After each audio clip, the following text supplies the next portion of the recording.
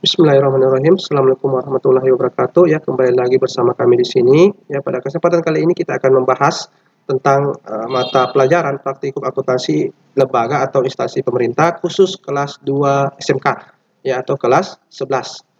Ya. Jadi untuk kesempatan kali ini kita akan melanjutkan kembali materi yang pernah kita pelajari sebelumnya, di mana materi sebelumnya itu tentang masih berkutat di aktivitas transaksi akuntansi pemerintah daerah. Namun pada poin A kemarin kita telah mempelajari tentang beberapa hal yang berhubungan dengan akuntansi pemerintah ya, di mana di situ kita tahu bukti-buktinya ya, transaksinya jenis-jenisnya apa dan bagaimana bentuk jurnalnya dan beberapa hal memang yang khusus ada di instansi pemerintah ya. Pada kesempatan kali ini kita akan menyelami lebih dalam lagi tentang materi tersebut, di mana pada poin B ini ya, kemarin poin A bab 2, ini poin B, itu tentang bagaimana kita menganalisis pencatatan transaksi di pemerintah daerah ya. Tanpa berlama-lama kita langsung ke materinya. Nah ini ya, ini poin B ya. Jadi pada kesempatan kali ini kita akan membahas poin B. Nah, adapun di poin B ini ya, bagian pertama yang akan kita bahas itu tentang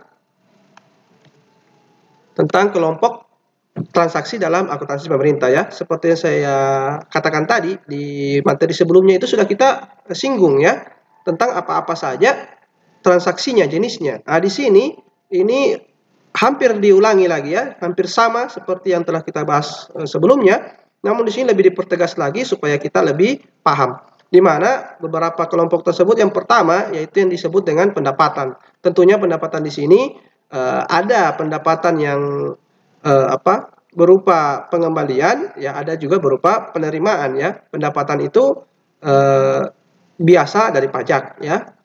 Biasa juga misalkan ada kelebihan penerimaan itu tetap akan dikembalikan. Jangan sampai ya, jangan sampai beberapa hal itu dalam pencatatan ada yang terlewatkan ya. Jadi yang didapatkan dalam penerimaan itu sesuai dengan apa yang dicatat ya. Lalu yang kedua itu ada namanya pembayaran. Ya, pembayaran belanja. Belanja di sini tentunya kalau akuntansi pemerintah itu banyak ya. Ada belanja barang dan jasa ya, ada belanja aset dan lain sebagainya. Itu belanja, pengeluaran. Ya, kalau tadi pendapatan, ini pengeluaran. Lalu yang berikutnya itu ada namanya penerimaan, pengeluaran dari aktivitas pembiayaan ya. Pembiayaan di sini ini lebih ke utang atau pinjaman ya. Jadi dalam pemerintah itu ada seperti itu ya. Kalau kita di akuntansi pada umumnya itu kita sebut utang. Kalau di sini dia sebut itu pembiayaan ya, tapi dalam perlakuannya itu sama. Pembiayaan di sini maksudnya uang yang diberikan kepada pihak penerima itu masih harus dikembalikan kepada yang pemberi ya. Dalam hal ini kita sering sebut itu utang ya.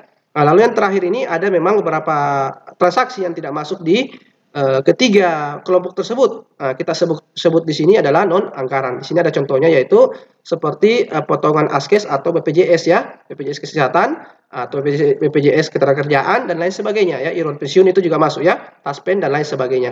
Potongan-potongan ini memang dalam anggaran itu tidak dikelompokkan dalam penerimaan maupun pembayaran atau pembiayaan ya. Dia masuk di kelompok khusus yang namanya non anggaran. Nah, kita lanjut. Nah, di bagian yang kedua ya, di bagian kedua itu kita akan langsung masuk kepada bagaimana ya, bagaimana analisis pencatatan aktivitas transaksi. Nah, di sini mungkin akan saya selang-seling dengan materi yang ada di buku ya, yang sudah saya kirimkan kemarin. Nah, di situ karena beberapa hal ini tidak bisa masuk di PowerPoint ya. Bisa masuk tapi agak tidak terlalu jelas. Jadi mending langsung kita ke bukunya ya. Kenapa? Karena di situ memang ada beberapa analisis yang memperlihatkan bagaimana transaksi-transaksi tersebut diperlakukan di dalam pemerintahan ya. Karena ini memang yang penting, karena kita praktikum, maka praktik yang ini yang saya maksud tadi ya.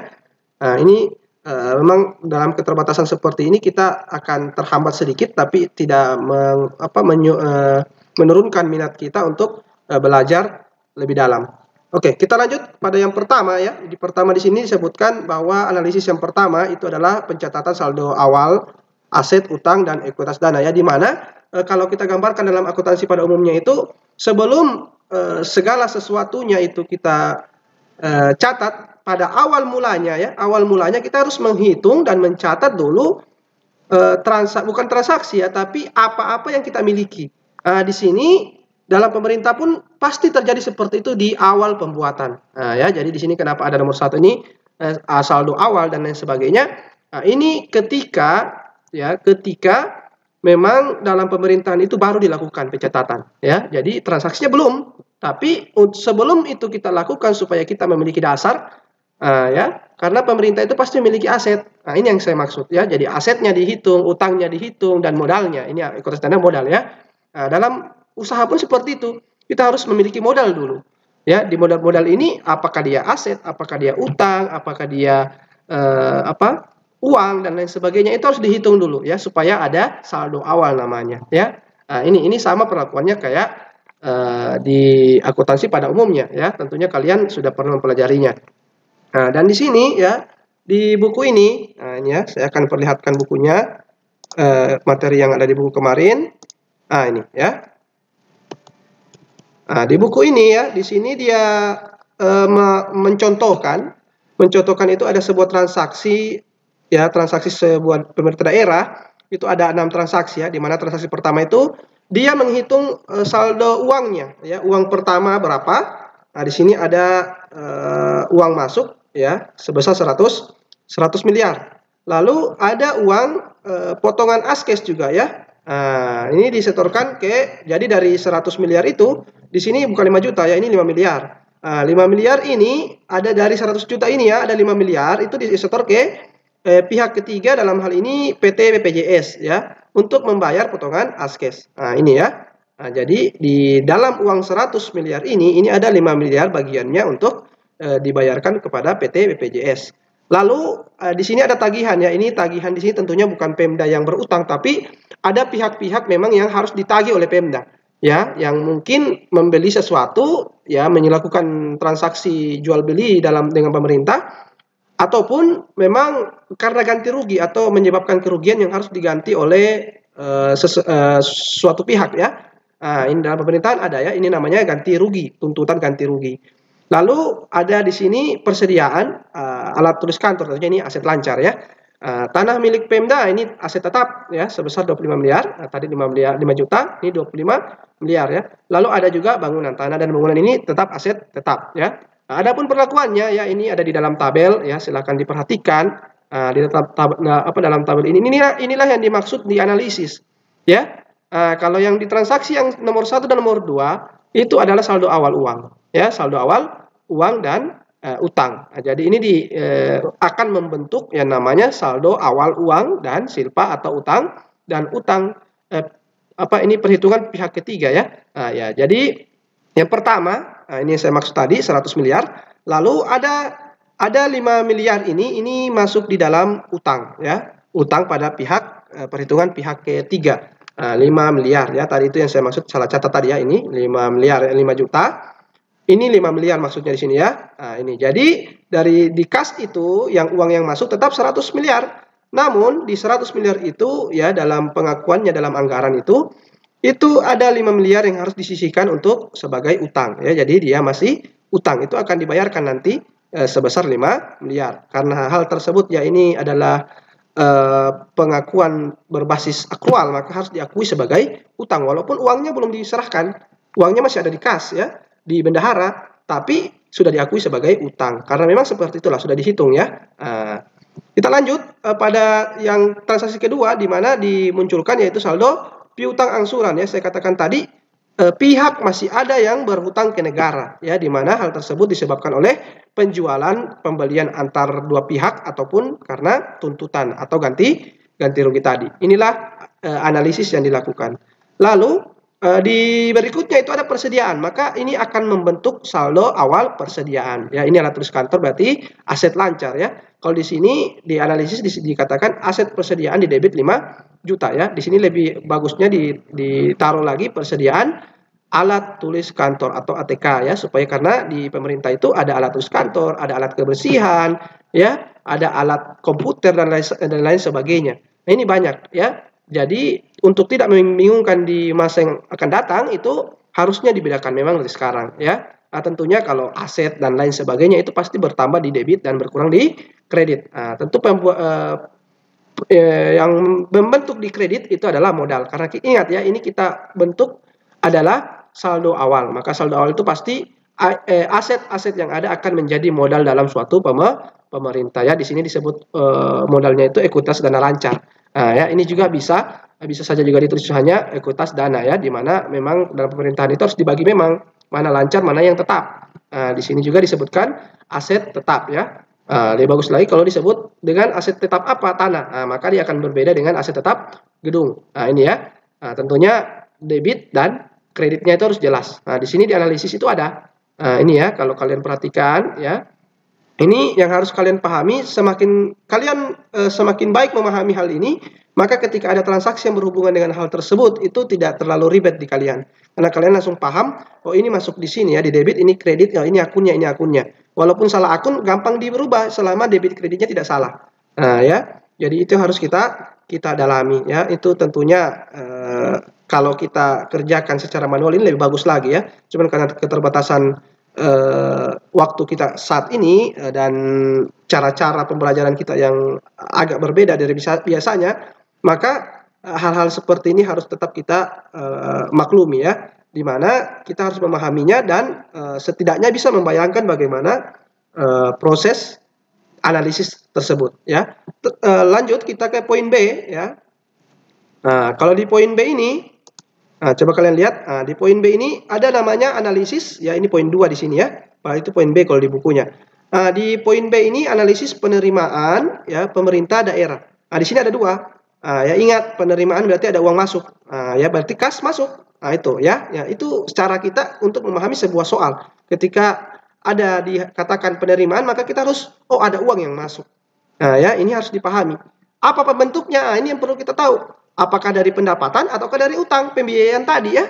Nah, kalau di pemerintah itu ada namanya pembiayaan atau dari transfer. Nah, ini akan dianalisis dalam poin B ini ya.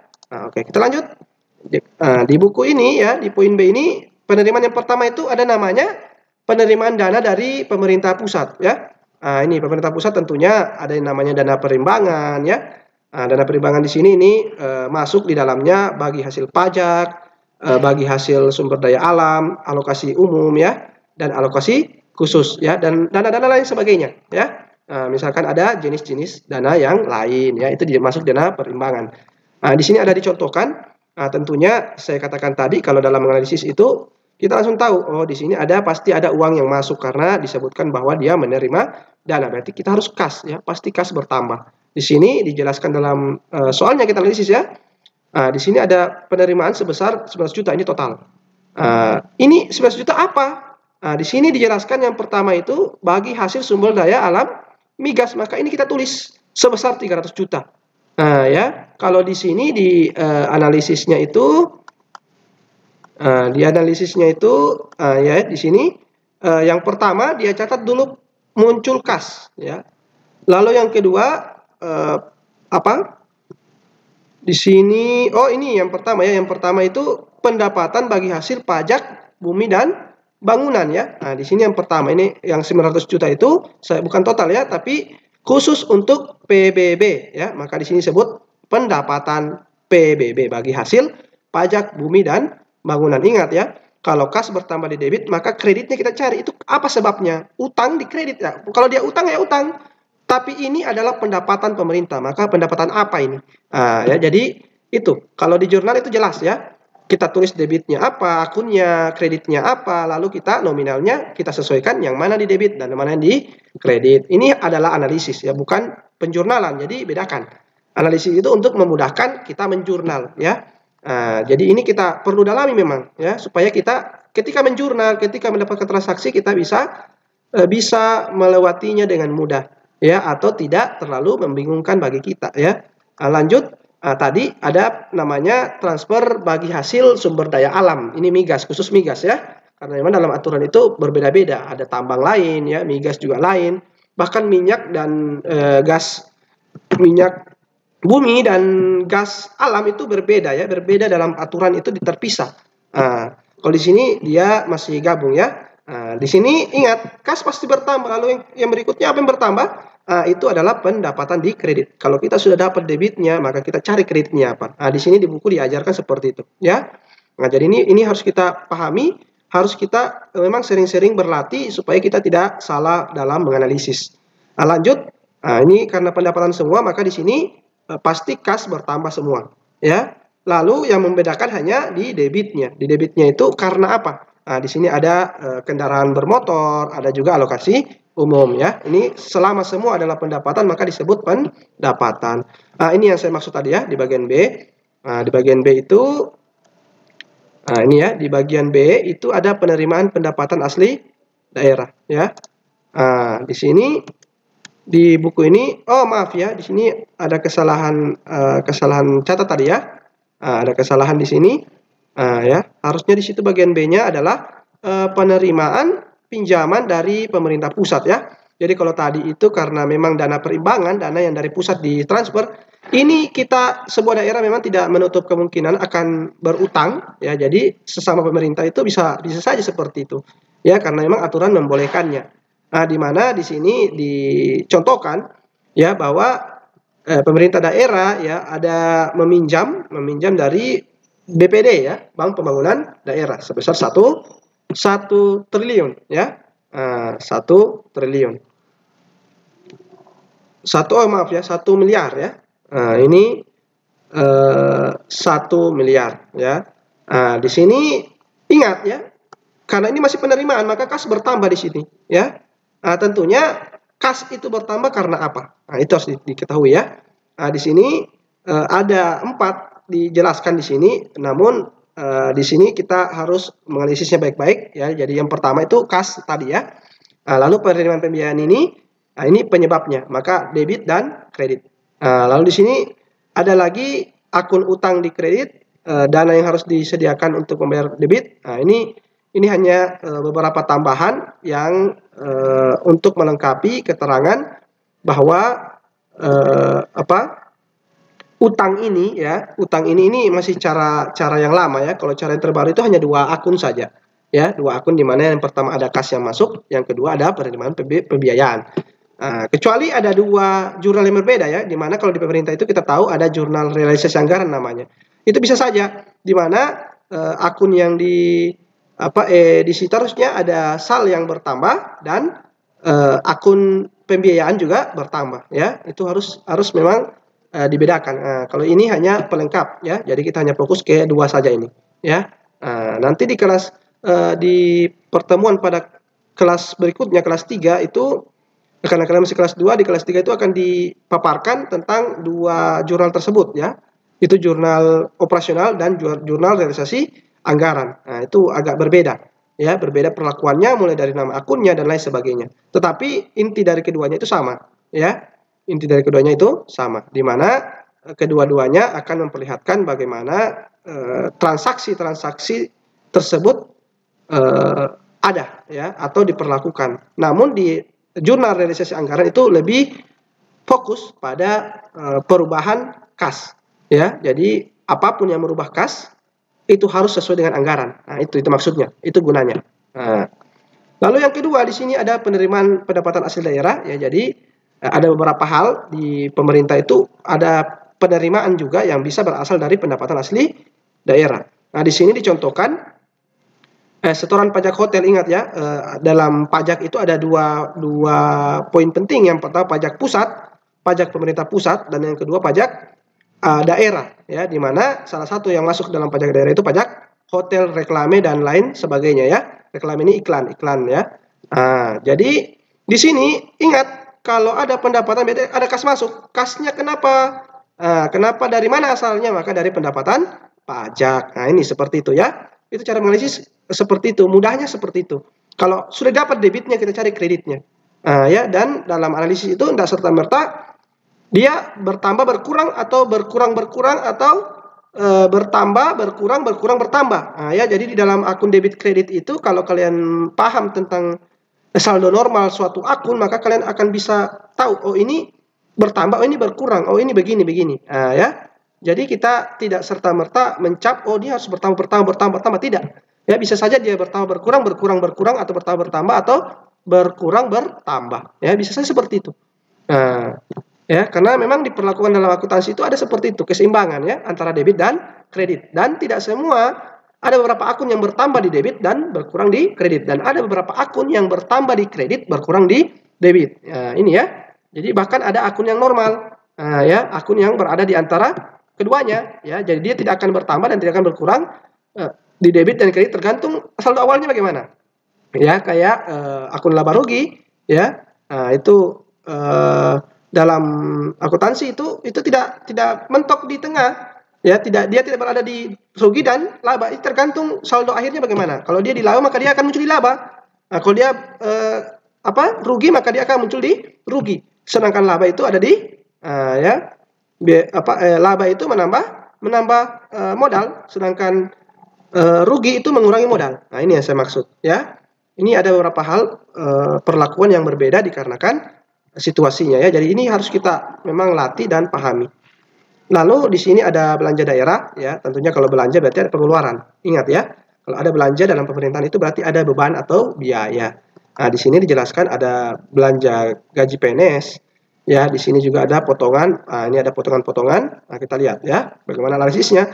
Nah, ini analisis yang pertama yaitu kas di kredit. Ya, saya katakan tadi ya, kalau ada belanja dalam pemerintahan itu berarti kasnya berkurang, dan berkurang di kredit. Kas selalu berkurang di kredit. Apa yang menyebabkan dia keluar uangnya?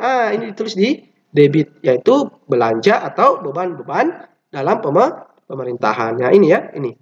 Nah, kalau ini ya, karena ingat ya, di sini kas bertambah. Kenapa? Karena memang utang ini belum dibayar tapi sudah diakui. Nah, ini ya, utang belum dibayar tapi sudah diakui, dan ini semua satu paket ya. Dimana kalau muncul ini gaji pokok dan lain sebagainya, itu pasti muncul juga utang ya. Utang apa? Utang pajak. Ini utang pajak ya. Nah, ini perlu diperhatikan. Kenapa? Karena ini memang nanti akan kita dapati itu beda-beda perlakuannya ya. Dimana pajak PPh dan taperum askes ini berubah-berubah. Bisa saja taperumnya yang menghilang dan tidak ada, atau ke askes yang tidak ada. Ya, tergantung. Ini yang saya maksud ya. Tergantung aturan yang berlaku. Sekali lagi, dalam pemerintahan itu kita selalu berpatokan dengan aturan yang ada. Kalau aturannya berubah, maka ini juga berubah. Tetapi dalam perlakuan akuntansinya itu selalu sejalan, ya. Nah, di sini lalu di sini ada belanja barang dan jasa. Ingat ya, tadi itu belanja pegawai, ya. Nah, ya, belanja pegawai, yang ini belanja barang dan jasa, ya. Bisa saja belanja aset juga bisa saja jadi ya, ada. Nah, di sini khusus barang dan jasa. Ingat ya, perbedaan barang dan jasa dengan aset itu, barang dan jasa itu ya, barang itu terhitung bisa habis, ya, bisa habis atau sekali pakai. Nah, bisa saja ya, ini pasti akan habis. Beda dengan aset ya, dia tidak masuk dalam barang. Ini ya, ya, jasa itu jelas ya, itu sesuatu yang diberi oleh pelayanan ya. Dalam pelayanan itu ada jasa. Nah, ini barang dan jasa tergabung karena memang dia masuk dalam pengeluaran yang lancar ya. Nah, di sini ada ATK ya, obat-obatan. Ini obatan berarti alat-alat kesehatan ya, alat dan bahan kesehatan, bahan kimia ya. Ini masih bahan kimia juga bisa masuk dalam bahan kesehatan dan lain sebagainya ya. Ingat, kalau di sini ada pengeluaran maka kas pasti berkurang, kecuali dia utang. Kalau utang maka tetap ada kreditnya ya. Ingat, kalau di sini ATK, dia bayar pakai apa? Cash, maka kas berkurang. Kalau dia utang maka utang muncul di kredit ya. Ingat, tetap ada debit, ada kredit. Inilah cara analisisnya ya. Ini tentunya perlu latihan yang banyak dan pelan-pelan dalam memahami soal ya. Analisis seperti itu. Kalau kalian sudah hebat dalam menganalisis maka enak sudah. Kalau menjurnal itu sudah jarang yang salah ya. Walaupun kekeliruan sekalipun bisa kita perbaiki dengan mudah karena kita paham. Kita paham pos-pos yang mana yang perlu diperbaiki dan pos-pos mana yang memang sudah tidak jelas, bukan yang itu yang salah ya. Kita bisa langsung tahu, oh ini yang salah, oh ini yang salah, ini harus ke sini, ini perbaiki begini. Kita tidak pusing ya. Kenapa? Karena kita jago dalam menganalisis, bisa menganalisis dengan teliti ya. Lalu di sini ada membayar modal ya, belanja modal. Di sini di contoh ini alat kesehatan darurat dibayar dari Kasda. Ingat ya, ini ada namanya belanja modal. Ini belanja modal ini disebut dia bisa saja ya, bisa saja masuk dalam alat atau aset. Ya, aset itu berarti harta tetap ya, yang tidak langsung habis pakai. Ya, di sini disebut alat kesehatan. Ya, di sini berarti memang alat ini dihitung aset ya dalam suatu pemerintah. Maka ingat ya, kalau ada aset berarti ada yang berkurang, apa itu kas. Ada yang bertambah, apa itu aset. Nah ya di sini. Aset di debit dan apa? Kas di kredit. Untuk yang di bawah ini hanya tambahan seperti yang tadi juga di atas ya. Jadi kita hanya fokus ke 1-2 karena memang dalam peraturan terbaru itu hanya 1-2 dipakai. Ya kecuali ada jurnal apa tadi saya katakan ada jurnal realisasi anggaran, itu berbeda, bukan seperti ini perlakuannya. Dia memakai saldo anggaran lebih ya, jadi itu saldo anggaran lebih berkurang dan aset bertambah ya. Ya, ini ada perbedaan di penamaan akun. Nah, dalam perlakuannya itu akan kalian dapati di kelas 3 nanti ya. Di kelas 3 nanti itu kita akan pelajari tentang aset-aset lancar dan aset tetap dalam pemerintahan ya. Jadi kita fokus saja dulu bagaimana cara menganalisisnya. 1-2 ini jurnalnya ya. Nah, ini kita fokus. Lalu di sini ada membayar utang. Ingat ya, kalau membayar utang berarti uang keluar. Apa yang berkurang ya utang. Nah, ya. Yang berkurang itu pasti utang. Nah, kalau di sini yang terpakai ini adalah poin 3 dan 4 ya. Nah, ini yang 1-2 ini hanya tambahan sebenarnya ya. Karena di soal di buku ini ya 1 dan 2 ini dia tambahkan dari atas awal, maka sampai pembayaran utang dan lain sebagainya itu akan muncul 4 akun terus ya. Ingat kedua ini hanya penjelas dari transaksi yang ada. Ya utang ini misalkan ya, kalau ditanya utang untuk apa ini, maka di sini kita lihat di sini ada utang kasnya berkurang ya. Dan akun utangnya itu harusnya di sini bukan di kredit ya, di debit harusnya ya. Ini harusnya di debit ya, bukan di kredit di sini. Ya, karena utang itu berkurang di kredit. Di debit, maaf ya. Jadi harusnya yang muncul itu kas di kredit sebesar 200 juta karena dia bayar utang. Lalu ya, utang berkurang ya sebesar 200 juta. Di sini disebutkan berkurang tapi di sini dia kredit, ini debit ya. Ada kesalahan tulis di sini. Ini harusnya debit. Ya, akun utang itu berkurang di debit. Jadi harusnya ini kredit, debit. Ini debitnya utang, kreditnya itu kas ya. Ini 2 dan 3 yang dipakai. Nah, ini ya 2. Oke. Ya, mungkin cukup sekian ya. Jadi hal-hal seperti ini dalam pemerintah ya. Ini sering terjadi ya. Sering terjadi memang dalam analisis itu, mungkin ada beberapa hal pos-pos yang membingungkan, tapi jangan panik ya, karena jika dalam penyelesaian dalam pemerintahan itu selalu sejalan dengan teori-teori atau praktek akuntansi. Jadi kalau kita melakukan kesalahan, kita hanya perlu memperbaikinya. Ya, kita jangan panik ya, jangan bingung karena kita tahu kesalahannya apa, cara memperbaikinya bagaimana. Itu akuntansi seperti itu ya, tidak takut salah.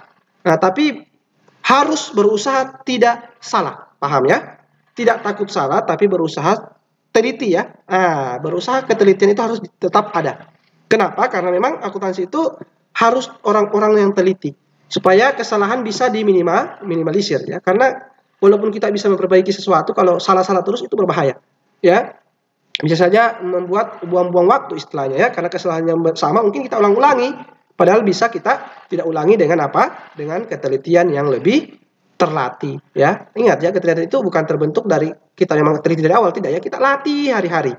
Kita latih setiap pembelajaran. Itu teliti namanya ya, mulai dari bangun pagi misalkan kalian sudah teliti ya, apa yang dipakai, pelajaran apa, itu sudah ketelitian namanya ya. Baju apa dipakai, hari apa, tanggal apa, pelajaran apa, sampai kalian pulang pun jam sekian makan apa dan lain sebagainya. Kalau kalian sudah memiliki hal-hal seperti itu sudah menjadi salah satu tolak ukur bahwa kalian memiliki jiwa-jiwa ketelitian yang sangat tinggi ya. Tentunya ketelitian itu saya katakan tadi ya, itu harus dilatih ya. Karena memang dalam hal banyak orang itu mengabaikan hal seperti ini. Hal kecil seperti ini, ingat ya, ini berupa karakter seseorang. Teliti itu, orang akuntansi kenapa harus teliti? Karena itu harus membentuk karakternya, di mana dia tidak bisa meloloskan segala sesuatu yang memang tidak sesuai dengan aturan yang ada ya. Itu dibutuhkan sebuah ketelitian ya. Oke. Jadi dalam pelajaran kesempatan kali ini ya, mungkin cukup sekian ya. Mungkin kalau Kalau ada yang ingin ditanyakan atau disampaikan ya boleh melalui WA atau komentar ya silakan. Nah, ya jadi kita bisa mungkin diskusi sedikit ketika ada hal-hal yang kalian tidak pahami karena kami juga mungkin ada kekurangan dalam menyampaikan dan lain sebagainya, mungkin ada saran dan lain sebagainya ya. Untuk agar kedepannya kita lebih baik lagi. Nah, mungkin cukup sekian pertemuan kita pada kesempatan kali ini. Lebih dan kurangnya mohon dimaafkan. Semoga apa yang kita lakukan bernilai kebaikan di sisi Allah yang Maha Kuasa ya. Mungkin cukup sekian dari kami. Lebih dan kurangnya mohon dimaafkan. Wabillahi taufiq wal hidayah. Wassalamualaikum warahmatullahi wabarakatuh.